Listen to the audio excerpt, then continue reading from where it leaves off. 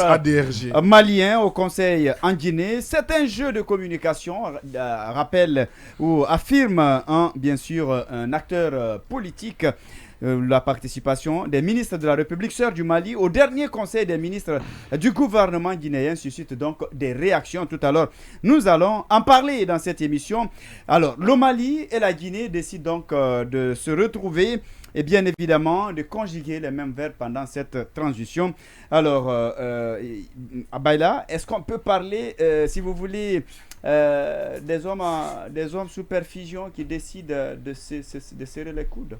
Des hommes sous perfusion, je ne sais pas exactement. Voilà, les régimes, je vais parler. Ces deux pays traversent une transition, mais une transition véritablement, si vous voulez, mouvementée. Mais de ce côté, ils décident donc de se donner la main justement pour franchir cette autre étape. Oui, c'est cette participation, en tout cas en Conseil des ministres, je pense que c'est de l'ordre du symbolique. Je pense que franchement, normalement, il n'y a pas de quoi polémiquer. Et c'est aussi une suite logique après ce qui s'est passé ces derniers mois. Parce que je rappelle d'ailleurs que lorsque les sanctions avaient été levées par la CEDEAO au mois de juillet dernier, dans le communiqué des autorités maliennes qui avaient suivi, ils avaient réservé un paragraphe à la Guinée pour en réaffirmant vraiment la gratitude qu'ils ont envers la Guinée de ne pas avoir fermé ses frontières et ainsi de ne pas les avoir isolés et d'avoir permis qu'ils aient un accès à la mer. Donc c'était quelque chose que j'avais vu donc, se communiquer et c'est un peu dans la suite logique de cette affirmation de gratitude qu'une forte délégation ministérielle donc est arrivée à Conakry pour réaffirmer cette gratitude envers les autorités guinéennes et aussi réaffirmer les liens quand même historiques et séculaires entre la Guinée et le Mali qui n'a pas commencé par cette coïncidence de transition entre le colonel Mamadi Doumbouya et le colonel Assimi Goïta, mais qui date depuis les premières heures quand même de l'indépendance, au point que vous savez la fameuse phrase d'un président malien à qui on l'attribue en tout cas que la Guinée et le Mali sont deux poumons dans le même corps. Donc je pense que c'est une continuité, c'est de l'ordre du symbolique.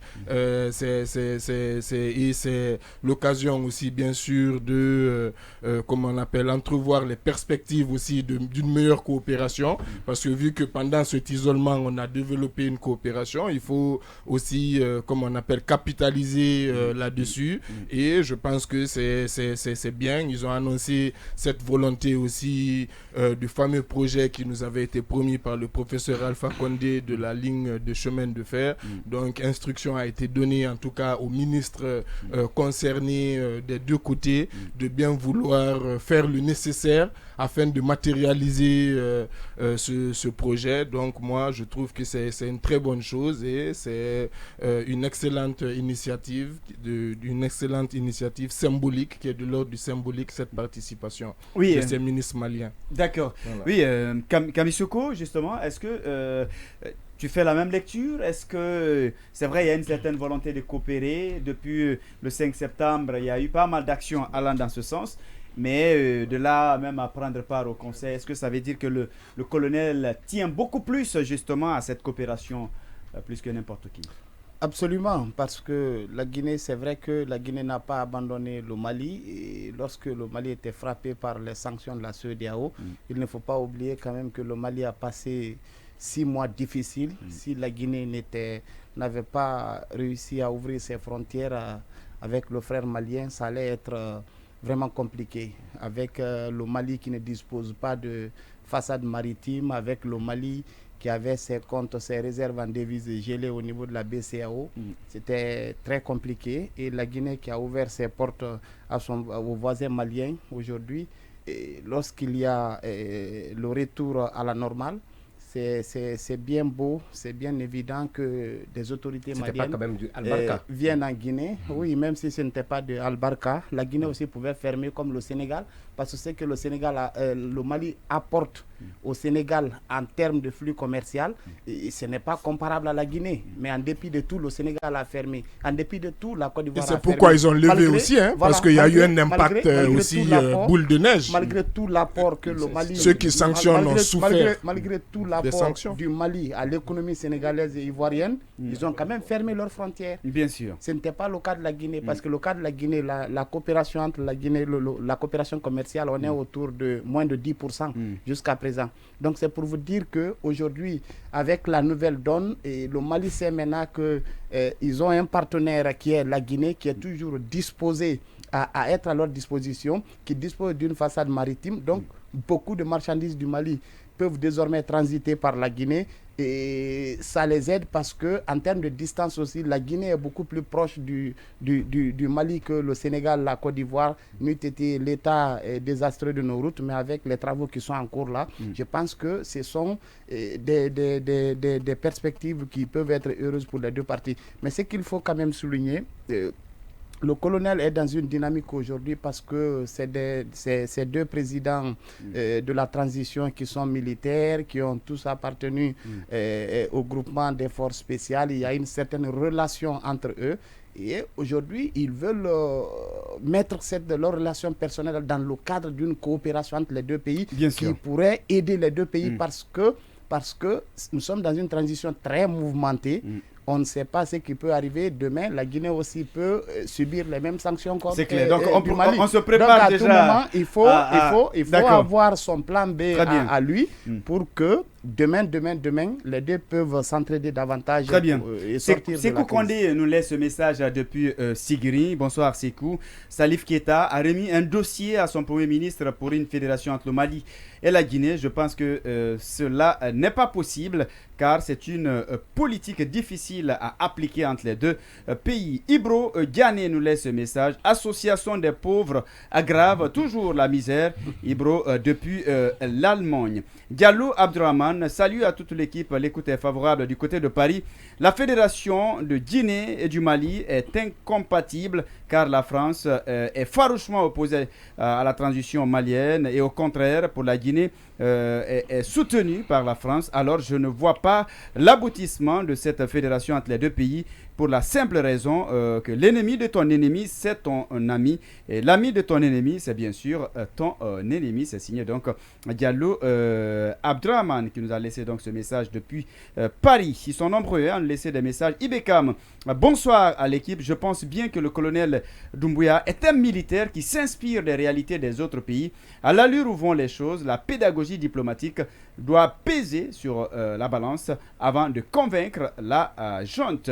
Oui, allez-y, Yacine voulait réagir tout à l'heure. Alors, lorsque je vois cette situation, je me dis, la fédération guinéo-malienne, il ne faut pas oublier que la Guinée fait partie des pays qui prônent la création des États-Unis d'Afrique. Il ne faut pas oublier que si nous avons des problèmes aujourd'hui avec en fait, le commerce malien, c'est parce que côté guinéen, on n'a pas suffisamment travaillé et les Maliens souffraient quand ils venaient prendre leurs marchandises au port de Conakry. C'est pourquoi ils sont partis au Sénégal. Mais si on n'a pas fermé nos frontières en fait nos frontières avec le Mali, c'est aussi parce qu'à un moment donné, on avait besoin des gens. Le Mali n'a pas fermé ses frontières avec la Guinée. Rappelez-vous, lorsqu'on a été frappé par l'épidémie Ebola, quand le Sénégal a fermé ses frontières, le Mali n'avait pas fermé. Et le président Ibeka avait dit à l'époque qu'il ne fermerait jamais leurs frontières avec la Guinée. Donc je pense qu'on a quand même beaucoup de relations. Mais lorsque j'entends la fédération, les gens dire non, Mamadi Doumbouya n'est pas légitime ou que comment il s'appelle, ou que Goïta ne l'est pas. Mais je me dis, attends, la fédération, c'est pas demain là. C'est pas comme si demain on va dire, bon, à partir d'aujourd'hui, il n'y a plus de frontières entre la Guinée et le Mali. Oui. Ça, c'est un projet. Goïta devient président, les deux n'ont, pas la légitimité pour le faire. Deux, pour faire une fédération, ça prend beaucoup de temps et il y a beaucoup de choses qu'il faut mettre en place. Et aujourd'hui, le Mali même n'est pas un pays complètement sûr. Le Mali n'arrive pas à gérer tout son territoire. À quel moment voulez-vous qu'il y ait une association entre la Guinée et le Mali? Je pense que pour l'instant, c'est dans l'ordre du rêve, c'est dans l'ordre de l'idéal, mais l'application, ça demande encore du temps. Habib Marouane. Est-ce que c'est une première? Je dis non. En Europe, pour une Europe unifiée. On a connu ce genre d'exemple entre la France et l'Allemagne, où on a assisté à des ministres, des conférences de ministres, où des ministres allemands sont venus quasiment rejoindre des ministres français autour de la table. Et ce qu'on oublie, on en fait le Conseil des ministres comme étant un événement national ou un organe de décision majeur du pays, alors que le Conseil des ministres n'a pas pour vocation d'exécution directe. Le Conseil des ministres n'est qu'un pouvoir de proposition, mais pas un pouvoir de délibération et de décision. Parce que dans les modèles d'État dans lesquels nous sommes, le dernier mot revient au chef de l'État. Même quand on se retrouve autour de la table du Conseil des ministres, je parle sous le contrôle de M. Baouri qui a été ministre de la Réconciliation nationale, il sait ce qui s'est passé à l'époque. Le dernier mot revient toujours au président de la République. Donc ça, c'est un fait. Donc ce n'est pas une première expérience, ce n'est pas quelque chose de nouveau, on a connu. Et d'ailleurs, à l'époque, pour faire raviver la flamme même du panafricanisme. Oui, on a vu Sékou on parle de la présence.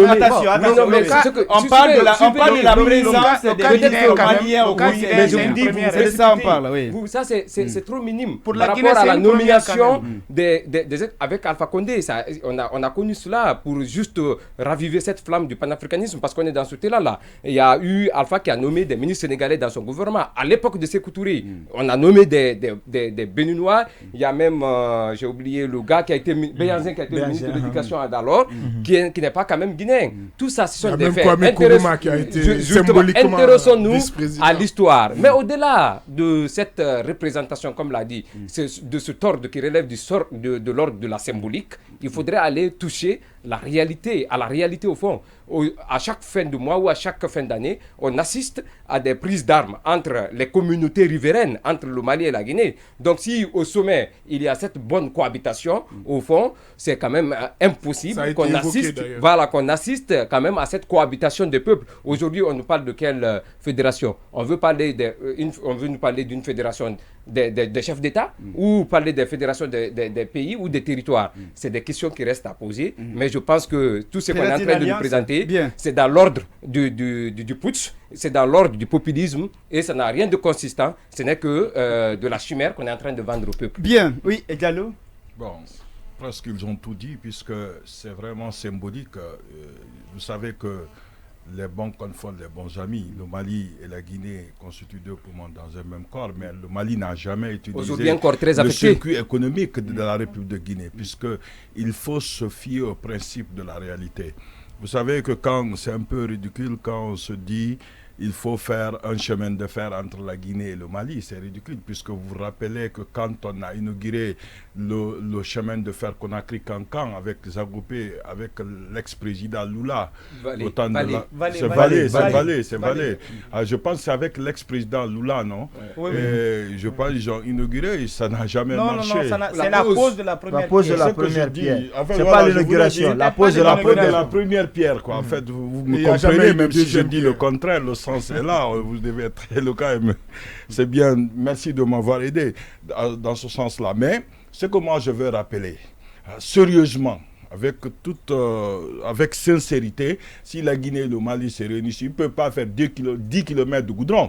Ça ne servira à rien. Bon, je ne sais pas qu'est-ce qu'on veut. On va se réunir pourquoi? Peut-être que notre utile. Mais si l'idée de la fédération est acceptée, la seule chose que le Mali va bénéficier, le Mali. Le Mali va bénéficier de Salif Keita. Il ne faut pas mettre trop. C'est ce que je dis, mais le Mali va bénéficier d'une façade maritime si on est unis. C'est peut-être la seule chose, mais il y aura une augmentation extrême de la pauvreté et ça ne servira à rien. Moi, je pense que... Amadou Sow nous laisse ce message. Donc, c'est un faux débat.